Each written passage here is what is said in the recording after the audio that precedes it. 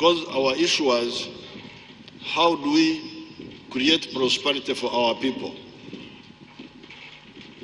And we said, you cannot create prosperity for the people if you don't unite people. Because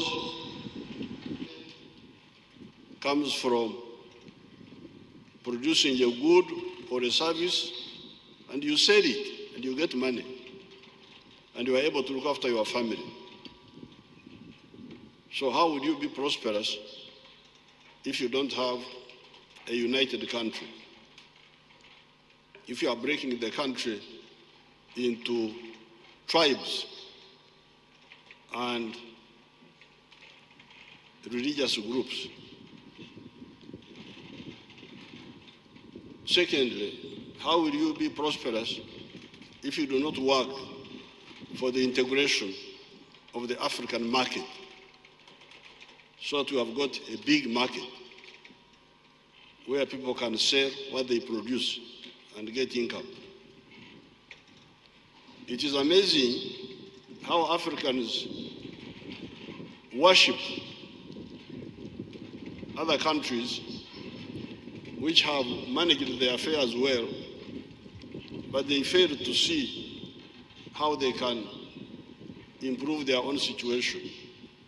You find so many Africans going to the United States, because the United States is a huge, united country with a big market. You can go from New York to California 4 hours, or is it 8 hours? It's one market. And that's how businesses do well there. But when they come here, they talk of tribes and religion, gender, chauvinism. Why don't you copy what is good from others? China has come up now. It has overtaken the smaller countries of Western Europe, UK, this other, France. China has overtaken them because they are a united big market. India is coming up. So we are seeing how can the Africans ensure their prosperity. And the people were talking about tribes, religion, gender chauvinism. That's how we said, no, we don't accept this. We are for the principles of patriotism, what we call in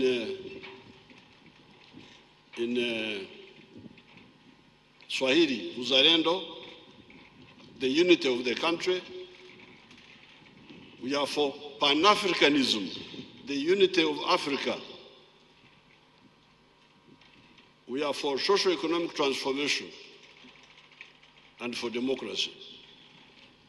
That's how we started, 1965, challenging the other line, the line of blood is thicker than water. That's what they were saying. The Wanyankole say, MC wanyu nekurunda, meaning that the hyena from your area, even if it is eating you well, it will eat you better. And we said, no, a hyena is a hyena, whether it is from your area or not. So, people thought it was a joke. But now, when you see our new leaders who have come up, like Oulanyah, I did not know Oulanyah. These are young people. Oulanyah was born 1965, when I was in S5, 20 years old. I call him my son, Warder. But because of this line,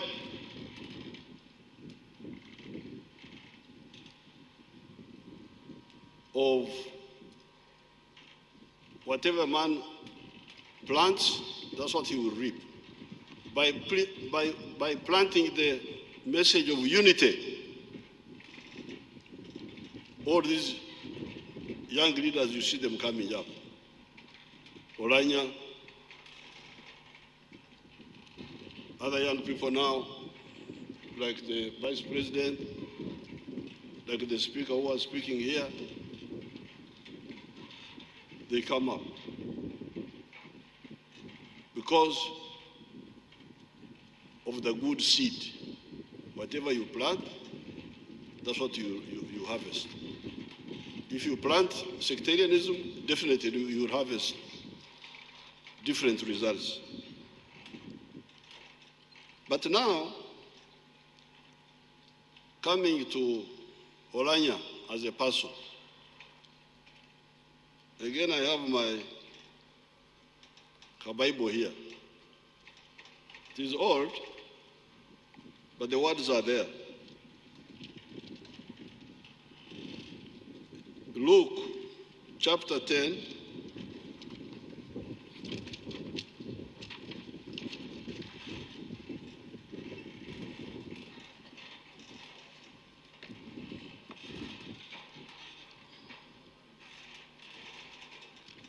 Luke chapter 10,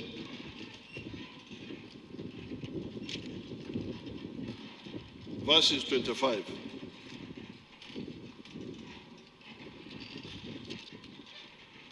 And it says, and behold, a certain lawyer, lawyers of Anangi, a certain lawyer, lawyers, be careful of lawyers. A certain lawyer stood up and tested him, saying, Teacher, what shall I do to inherit eternal life? He said to him, what is written in the law? What is your reading of it? So he answered and said, you shall love the Lord your God with all your heart, with all your soul, with all your strength, and with all your mind, and your neighbor as yourself. And then he said to him, you have answered rightly. Do this and you will live. But he, wanting to justify himself, said to Jesus, and who is my neighbor? Then Jesus answered and said, a certain man went down from Jerusalem to Jericho and fell among the thieves, who stripped him of his clothing, wounded him, and departed, leaving him for dead. Now by chance, a certain priest came down that road, and when he saw him, he passed by on the other side. The priest did not help. Likewise, a Levite, when he arrived at the place, came and looked and passed by on the other side. But a certain Samaritan, as he journeyed, came where he was, and when he saw him, he had compassion. So he went to him and bandaged his wounds, poured in oil and wine. He set him on his own animal, brought him to an inn, and took care of him. On the next day, when he departed, he took out 2 denarii, gave them to the innkeeper, and said to him, take care of him, and whatever more you spend, when I come again, I will repay you. So which of these 3 do you think was the neighbor to him who fell among the thieves? And he answered, he who showed mercy on him. So, this is Oulanyah. When you solve people's problems, when you are a brother and a sister to other people, you become the good neighbor. In other words, in other portions of the Bible, they talk of, we shall know them by their fruits. We know people by what they did. Now, Oulanyah, you have had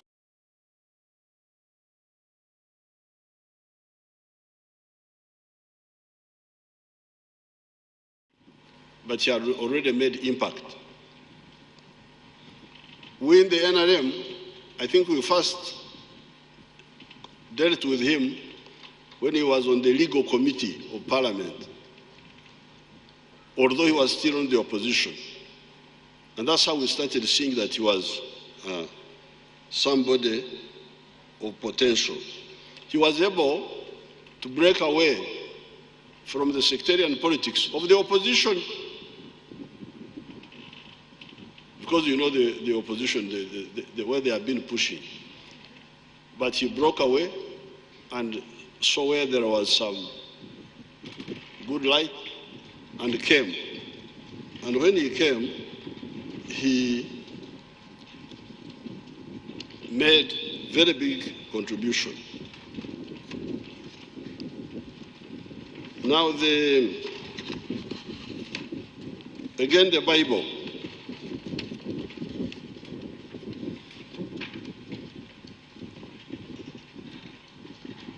In the book of Matthew, chapter 25, verse 14.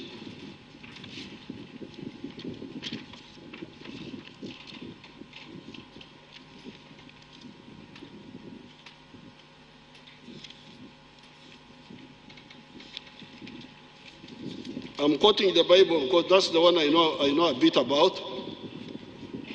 I would quote the Quran if I knew much about it, but I'm sure Haj Chigongo will, when time comes, he will be able to get the equivalents from the Quran. I'm sure they are there. So Matthew chapter 25, verse 14. I don't have to read it. If you are Christians, you would have heard of the story of the talents. For the kingdom of heaven is like a man traveling to a far country who called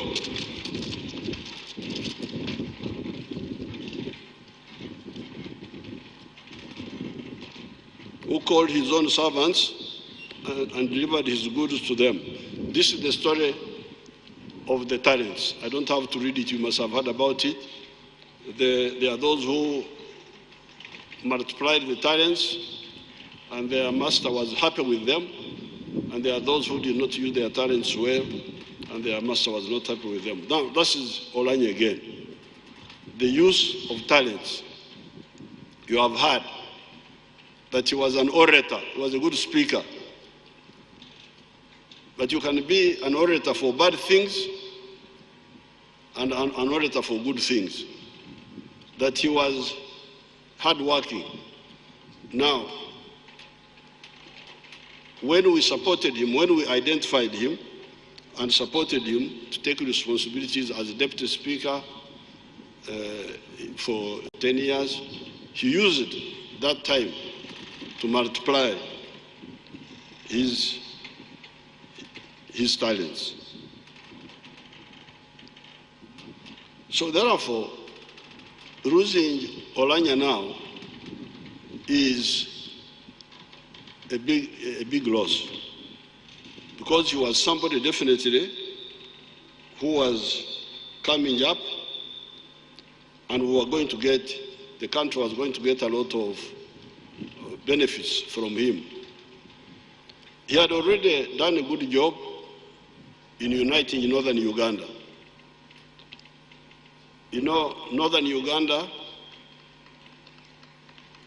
like the rest of Uganda, had been messed up by bad politics. In 1966, there was a big conflict created by these leaders, between what they were calling the North and the South. The Nilotics and the Bantu. Very dangerous people.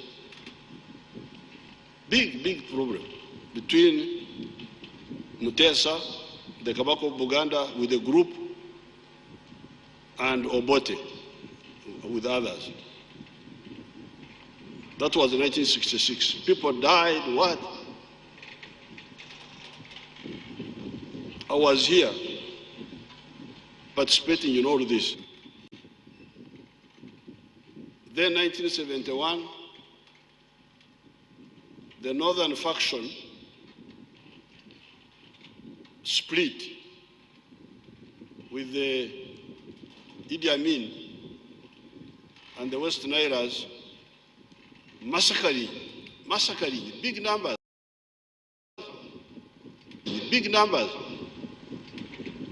massacring Achoris and Rangi especially, but also some of the Alur people from West Nile. That was in 1971.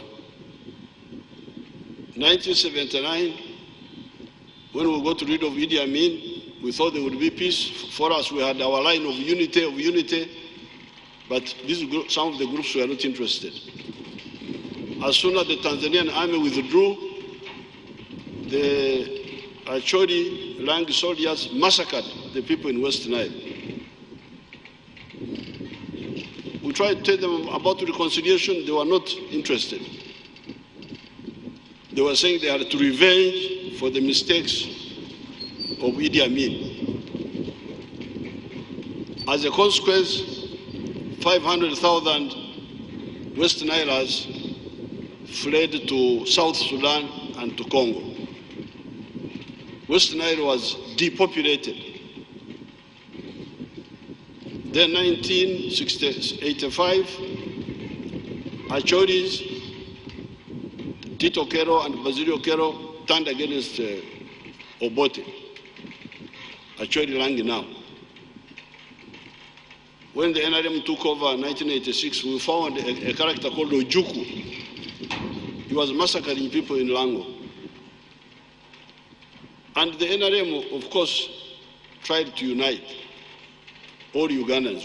We rejected all this nonsense. And we said, unite, because you have similar needs, you need one another. That was our line. However, recently, when Oulanyah became vice chairperson, in a very short time, he seems to have deepened this unity in the North, which we had tried but not achieved as much as it seems he had created in the short time he was there.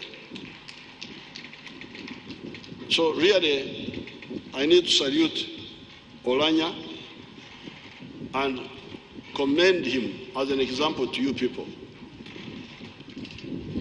But again, I don't want to hear talk of northern.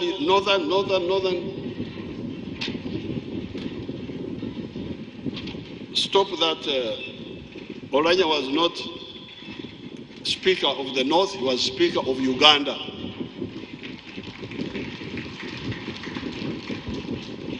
So when you hear opportunists, the cham, the ones who are looking for cham, talking in Northern Uganda, told them to shut up.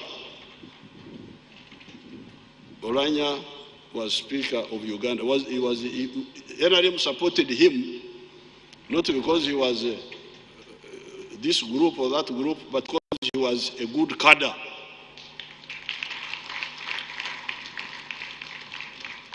That's why we supported him.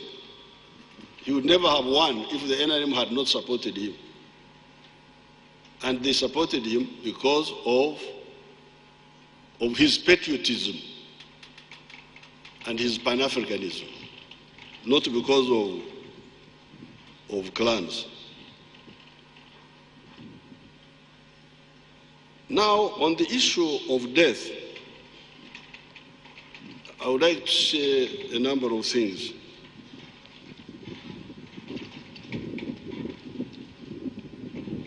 Health is a weapon. Is a weapon.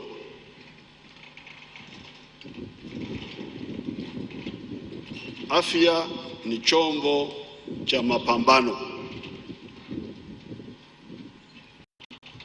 When you are healthy, some people say health is wealth.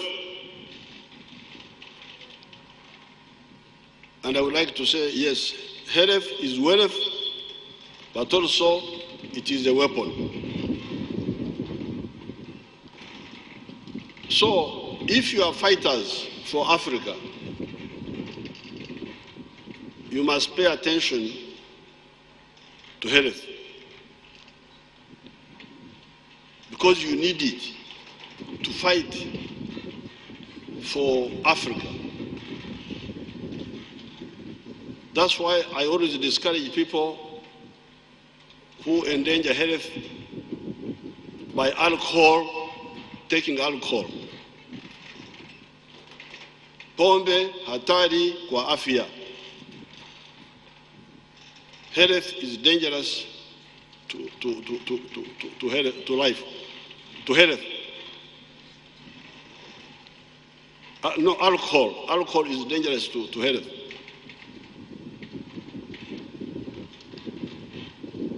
Umaraya, going for women, going for men, hatari. For health, very risky. Reckless lifestyle, obesity. You see somebody so fat, very risky. We need you to fight. To fight. Now, when you die, you abandon us. You go when you die when you shouldn't have died. We lose you. We lose your contribution. Individuals can make a difference. I can tell you that, for instance, if Mwalimu Nyerere had not died, when he died about 20 years ago, the East African Federation we have been struggling for would have been much further now.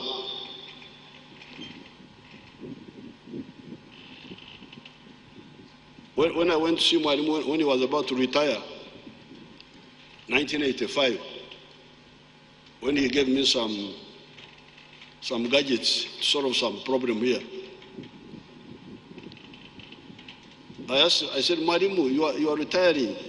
We are about to come into government in Kampala. Why don't you hold on a bit and we come and we fulfill our dream of federation? He told me in Swahili, usijali, wenzako wako hapa, utafanya nao. Meaning that I shouldn't worry, although he was retiring, wenzangu, my colleagues are there, I will work with them. Now, I have been working with the wenzangu, but we have not we have not gone as much as Mwalimu would have. So, individuals make a difference. So therefore, fighters, comrades, your health is very crucial. Don't risk it. Now, like in this case, Oulanyah was a very disciplined person, but I came to know about the problem for the first time when he went to Dubai. Because when he went to Dubai, he went with Dr. Kingi. Is he called Kingi? So he went with some Ugandan doctors, and then when you go there, then I checked, I got to know the issues.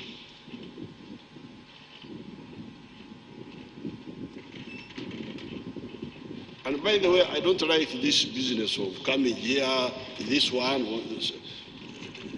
It is really, should talk to the family. I don't know who are politicizing people's health to make it a political issue. It should be his children and his who should know. Now this whole statement by Acheng and the other one, shows that people are not. But what is clear, if you had contacted me, if you had told me, I would, because you see, apparently, he had these issues to deal with, and then he had also to deal with the politics here. In Omoro constituency, vice chairman, NRM, Northern, speakership, all this time, instead of, if I had known, I would have told him to concentrate on health. But I didn't know. It is only much later when I came to know. So you people, please, health is wealth and is a weapon. And you need to look after it very, very carefully. Don't play around with health. When there was this competition for this recent speakership of parliament, one of the ministers contacted me. That minister wanted also to compete. But I happen to know something about the health issues of that person. So I said, no, don't go for that thing. I don't want you to die. Because that speakership is very dangerous. Sitting there the whole day, point of order, point of information, point of... Very dangerous. You shouldn't accept that if you have got some health issues. Don't. And your friends should tell you, if you have any friends, this is not good. You need something else. So please, people, health is wealth, but also a weapon of struggle. Now, but when death robs us of some our people who are useful, in the book of Joel,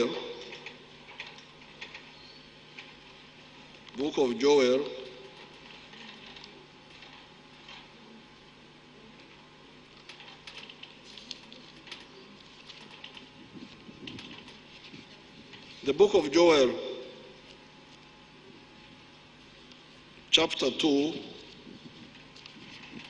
verse 13. I've taken time, it's taking time to, but it says, rend ye your hearts, not just your clothes. The Jews had the habit of tearing clothes when somebody died. Joel said, no, don't just have external, have the internal, the internal sorrow and compassion for the person who was died. And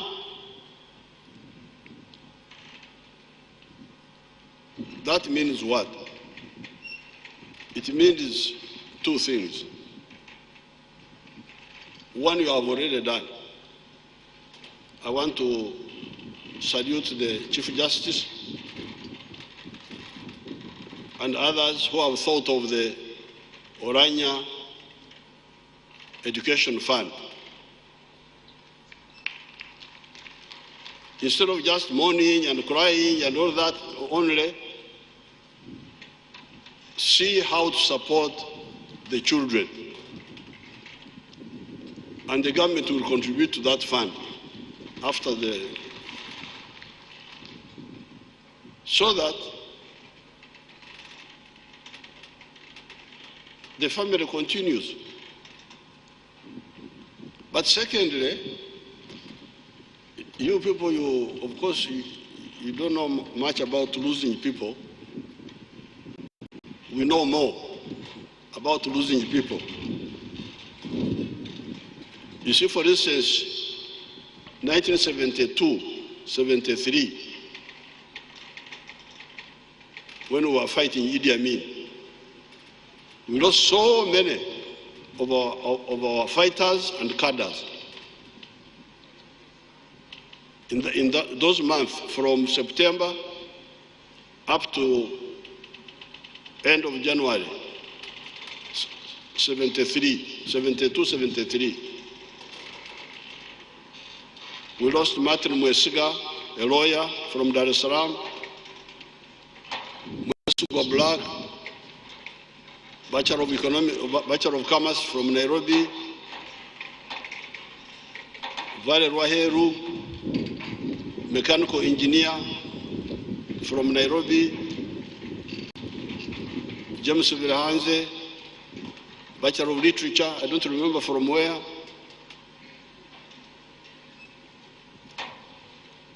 Kahunga Bajira, Bachelor of Economics, Makerere University, Engineer Kasada. Kasada was an engineer from Czechoslovakia, Abori Maribo. All these were university graduates who were our cadres, fighters. They died in those months because of the mistake which was made by some of our people. And the fighters, Kazumoto, so many. Now, instead of crying and all that, we said no. These have died, but we shall continue and succeed. When we succeed, they will have succeeded even if they are not there. And that's what we did. It took us, you can imagine, from 1972, that setback of 1972, until 1986. That's how many years? 16 years or something like that, when eventually we succeeded. So they did not die in vain. So therefore, if you have seen that Oulanyah had become a good cadre, then continue his line, which is the NRM line, because NRM has really become, Oulanyah had become a very ardent NRM supporter. Now, about I would like to salute His Grace the Archbishop Kazimba when he talked about the corrupt people who grab land, steal land, and when they die, Kazimba, who is a tall man, he remains only with 6.2 inches. I think you should adjust, because you need where the coffin will reach, and let's give him 7 feet, so that the coffin can fit properly. Me, who is 5.8, you can give me 6.5. That will be my permanent land. But I think we need to harmonize with the church. This idea of we had arguments with the church. You know, I was going to be a bishop also, but I diverted to some other work. This idea that we are visitors on earth and we are in transit.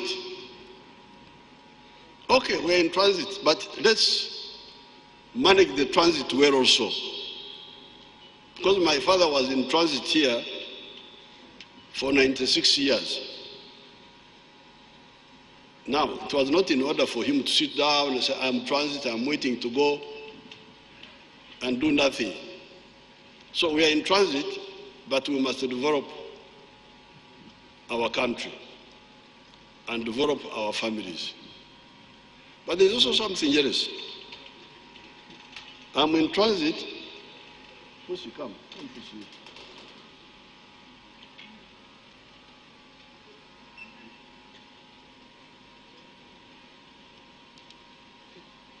I am in transit, but I already have an eternal branch here.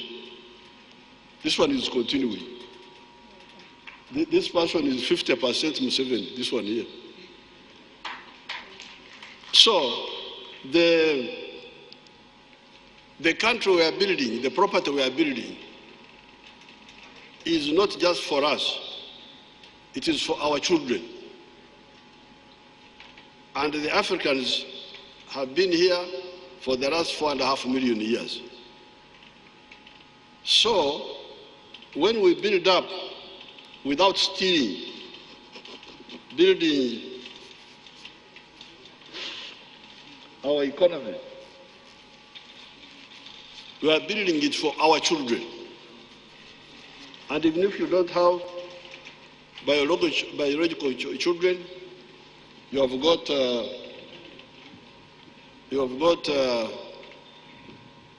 social children or the children of your relatives. So therefore, eternity, I'm glad Chief Justice commented on it. Eternity, according to we the Africans, is children. With children, you are continuing.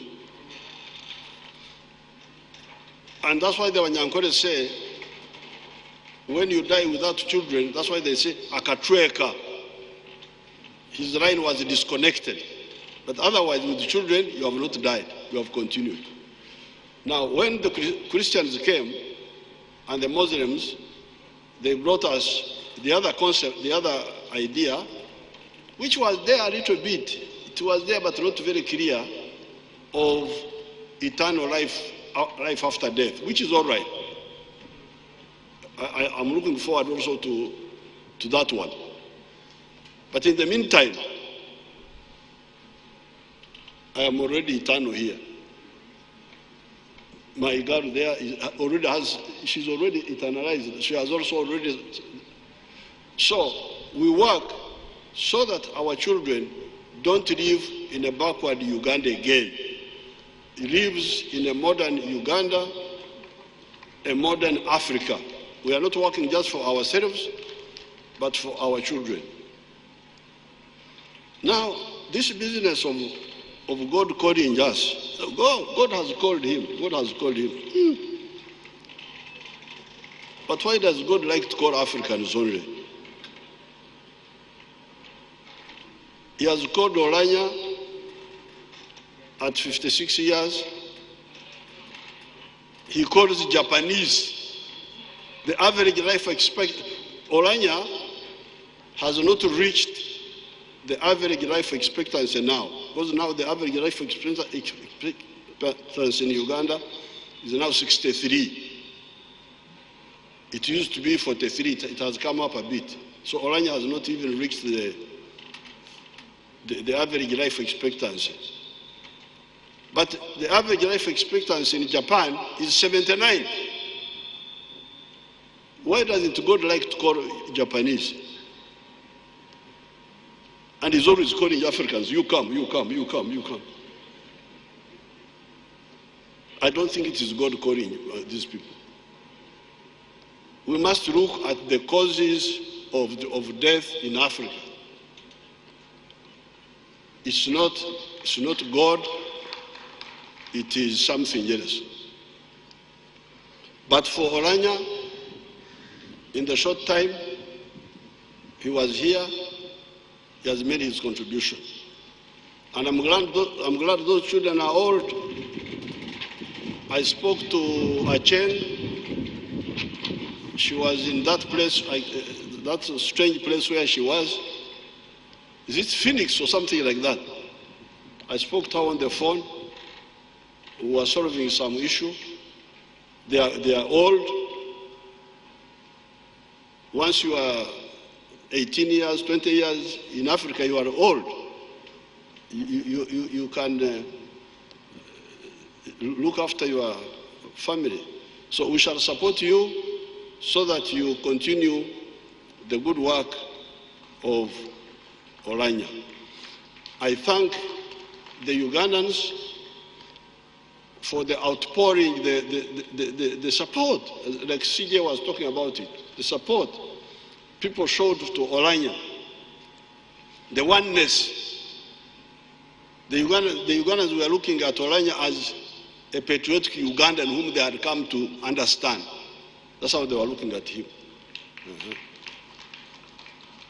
So that means the other sickness of tribes, of religion, of what? Iye mekwisha. Ugandans are looking for value in people, not just manipulating identity. With these few words, on behalf of the government, on behalf of the NRM, I want to salute the contribution of Oulanyah, to extend condolences to his family and to the people of Moro, but we shall stand with them. Whatever Oulanyah was doing that we can take up, we shall take up and complete, like we did for our comrades who died in the struggle. Whatever they died for was not in vain. I thank you, and I wish the late Jacob Oulanyah rest in eternal peace. Thank you very much.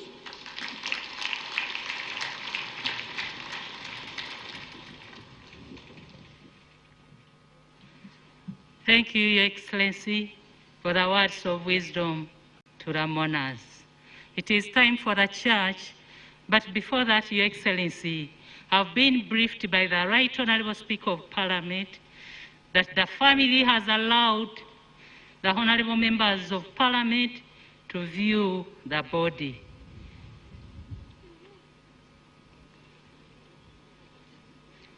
That activity will take us only a few minutes, and then the church takes over.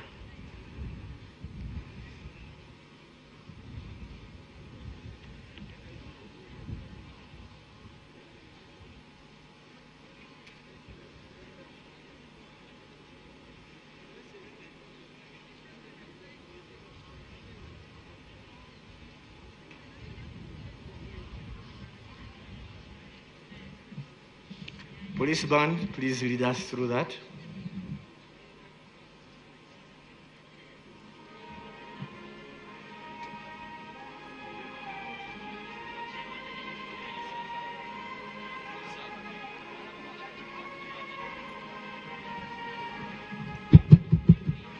Cameras, please off the casket. No cameras onto the casket. No cameras onto the casket. That's a request from the family. Please respect it. Thank you very much. Thank you for understanding.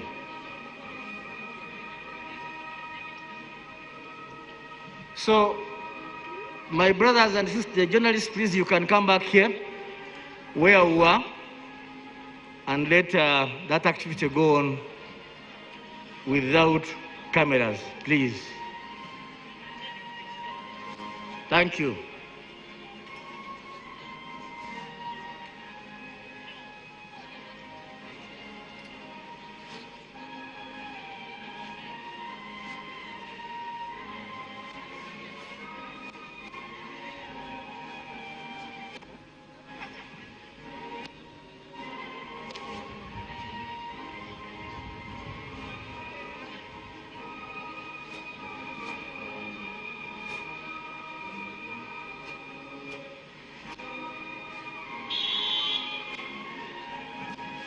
it goes without saying, those viewing, you are not expected to draw out your phone to photograph. I hope we shall understand. Please, honorable members, no one is allowed to photograph. Thank you.